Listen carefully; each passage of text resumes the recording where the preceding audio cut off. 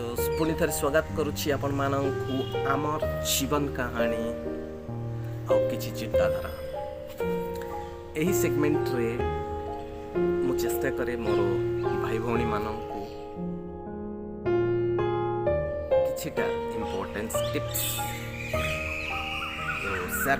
market भितर आवश्यक आम जीवन रे आवश्यक देखंतु आम्भे जो चाकरी करू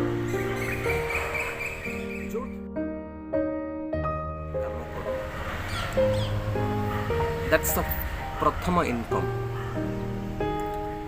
किंतु मु द्वितीय इनकम विषय रे कहया चाहूँगी जे जमिति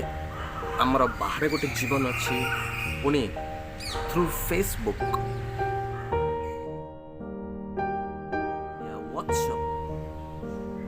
आजिकली सेटा गोटे दुनिया हो सारा से आमर प्रथम इनकम थाई किंतु द्वितीय इनकम विषय में मु किछिटा टिप्स देखंतु आजिकली गोटे शेयर मार्केट माने आपण बाहर मार्केटिंग लाइन रे मार्केट करिवे सेटा नुह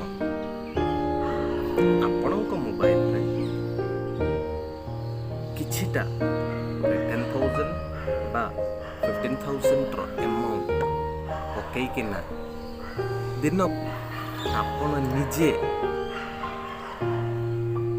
चूज करके आपण निजे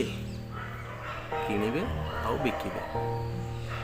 जमिति आपणक मोबाइल को मेसेज आसे आपण रिप्लाई करंतु शेयर गुड़ाक आसब इलेक्ट्रोनिक फॉर्मेट पुणी थे आप बिकिपारे आज बिकिपारे बा काली बिकिपारे बा 2 दिन पर बिकिपारे आवश्यक होची किछिटा इन्फॉर्मेशन विदाउट इन्फॉर्मेशन ए दुनिया रे कौनसी जिनस चाहिए भी करि पारे विदाउट नॉलेज जमिति आमे कोट के जाई परिबा नाही चाहिए मध्य गोटे छोट ट्रेन टिकेट मध्य बुक करि परिबा नाही यदि आम पाखरे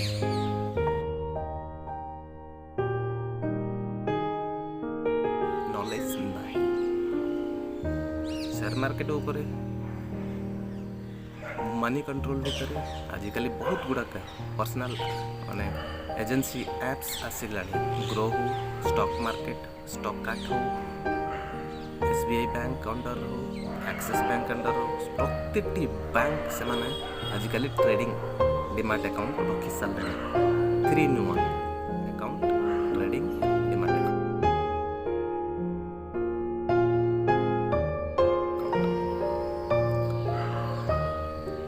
प्रथम इम्पोर्टेंट पॉइंट होची आपण टाइम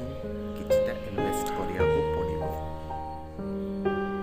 कोन होची ताहा मध्य जानिया को पड़िबो को समय रे किनिबे को समय रे बिकिबे डेफिनेटली कम पैसा रे किनिबे अधिक पैसा रे बिकिबे हां कम पैसा रे किनिछि पुणी कम हे गला रखि दियंतु दिने हो 2 दिन हो 3 दिन हो गोटे दुकान आम घर पाखे जो दुकान थाए से लोक आलू किणिकी आने पियाज किणिकी आने ताकू रखे पुणी बिके 10 टंकार आने 12 टंकार बिके सेमिति आमे भी किणिबा टिके बढ़िला तखन बिकी देबा तो